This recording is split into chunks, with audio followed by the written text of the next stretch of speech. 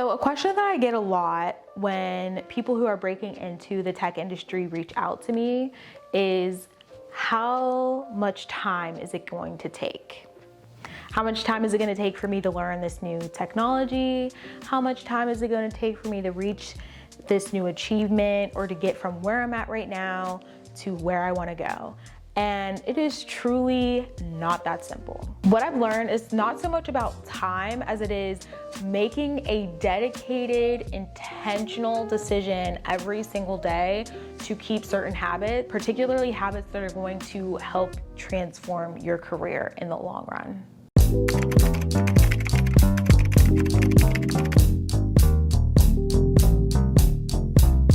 What's up guys, it's your girl Nicole.Young. Welcome back to my channel if you're part of the fam, and if you are new here, welcome. I'm so glad that you're here. In today's video, we are going to talk about something that is very near and dear to my heart, and that is habit. This video is going to be specifically geared to those of you who are trying to break into the industry. I have a list of the top 5 habits that I have found to be the most game-changing for me in helping me to make the transition into tech and also to go on to thrive in my career once I did break into tech. So these are ones that I highly recommend that you start adding to your daily routine if you want to break into tech or if you want to level up in your career. Before we jump into those habits, I want to just point out that my biggest inspiration for building the habits that I'm going to share with you today stem from reading the book Atomic Habits. Now, this is a very popular book, and I'm sure that if you haven't read it already, it might be one that has been on your list for a while.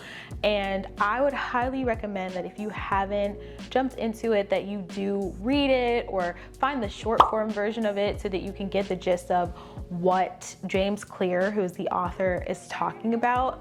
The biggest takeaway, I think, from the book that I've gotten is that it's really not about achieving large goals, but rather trying to get 1% better every single day so that over time you can become the best version of yourself that you can be.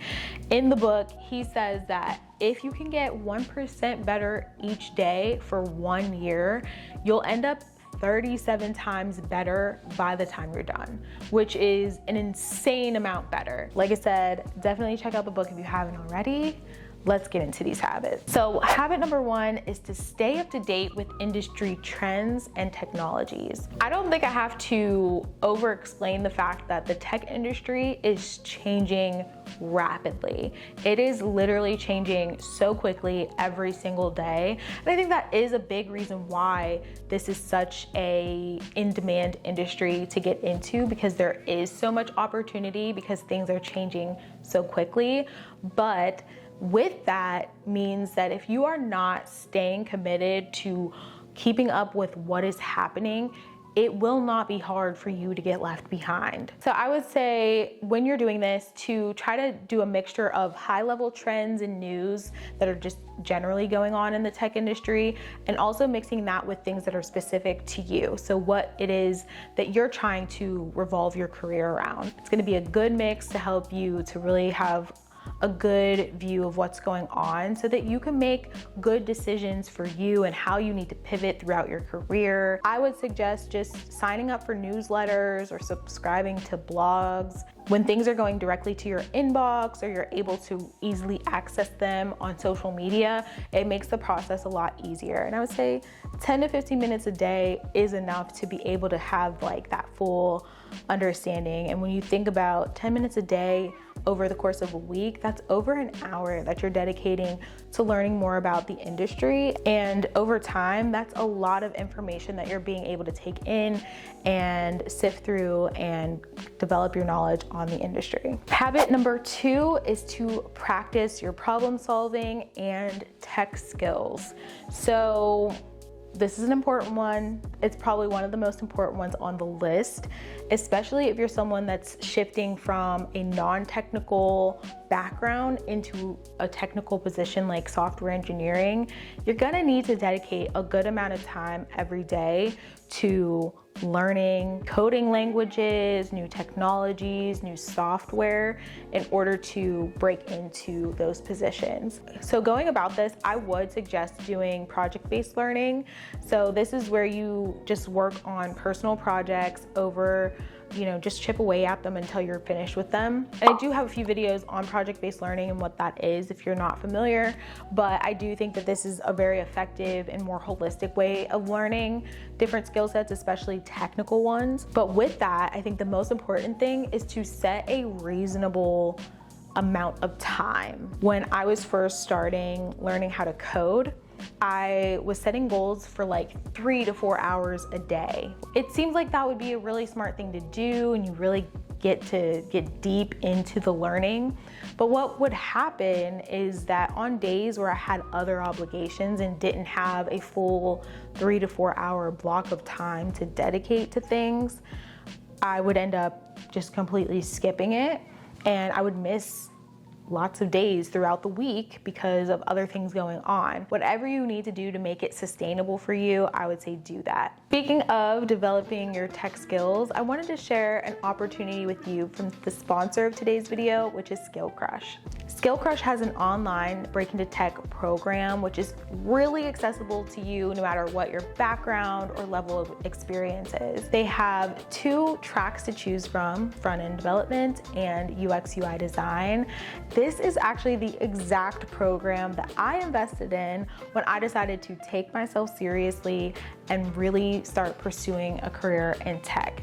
And it gave me everything that I needed to know to learn the skills, gain confidence in what I was doing, and I even used the project portfolio that we made in the program to launch my own freelancing business that helped me to gain experience on my own terms even before I had a full-time hired position. Right now, if you use my code BITNicole, you will get 15% off of the program. And the best thing about it is they have a 100% risk-free job guarantee. So if you don't get hired in a paying position after 6 months of finishing the program, you will get all of your money back. So it's truly a win-win. Habit number 3 is to build a strong online presence. Now, I recently talked about how to build your presence online through LinkedIn and how to optimize your portfolio to attract career opportunities through social media. This is something I think is so important, and it's going to continue to be extremely important in being able to be hired and to be successful in your career in tech. Social media like LinkedIn is being more and more relied on for hiring purposes, so it's important to have a good amount of exposure on those platforms. I also think that when you're making a shift into tech, sometimes that career shift from something that maybe doesn't seem very related to what you're doing in tech now, it can seem like a really stark change, and if you don't connect the dots appropriately, it can kind of throw off red flags for hiring managers and recruiters. But what I think is an asset is that social media allows you to really document each step of the journey and connect dots where a resume or CV letter, cover letter wouldn't really allow you to do. So definitely consider it in that way. I would say posting like once a week is something that should be sustainable and can help you just to kind of keep a pulse on your social media so that you are getting the exposure that you need. I also think that social media is a really great place to network virtually. So meeting people who are like-minded in similar career paths or even in positions that you aspire to be in, that's a great place to be able to connect with them. Speaking of networking, habit number 4 is to network and continue to build connections. So networking has to be probably the most important thing when you are making a career switch into tech. One thing I've learned, it is truly not what you know, but who you know. In this industry, a lot of the things that you will end up doing in your career are things that you can learn on the job once you've already gotten a position. But it's really hard to get your foot in the door and get those positions and different opportunities until you know people who are within the companies. In the tech companies that I've worked for so far, the majority of the people I've seen being hired into those companies were ones that were based off of referrals. It is really important to be, number one, building new connections for your network, but also nurturing those connections and building real relationships with those people that you're meeting. So some ways you can do that is by attending industry events and joining professional organizations. I also think it's great to reach out to people in your local area who are in positions you aspire to be in, or in companies that you are, interested in, and asking them for, a coffee chat or just to meet up. Those one-on-one connections are the ones that are going to be the most meaningful, but this is something you should definitely be dedicating regular time to. Try to do a mixture of both in-person and virtual opportunities when you can. And last but not least, habit number 5 is to stay organized and manage your time effectively. You are not going to be able to do the other 4 habits that I just shared with you on a regular basis until you structure your time wisely in a way that allows you to fit all of those things in sustainably so that you don't burn yourself out. Burnout is a very real thing in the tech industry just because of how fast-paced everything is. And if you're not careful, it's really easy to fall into the trap of the go, go, go, go, go without proper rest and refreshing yourself, your mind, your body. And that's something that I still struggle with to this day, and I'm working on. It is a process, but definitely try to set small, sustainable goals for daily habits and work with them and grow them over time when you have that capacity to do so. I hope that you start thinking of ways to build these habits into your daily routines and seeing what works for you and what's sustainable for you. Remember that this is a work in progress and there's no rush to have it perfect and have it down pat right at the beginning. You can work on it over time and just work on getting that 1% better every single day. Well, that is all I have for you guys. I appreciate you hanging out with me for another video.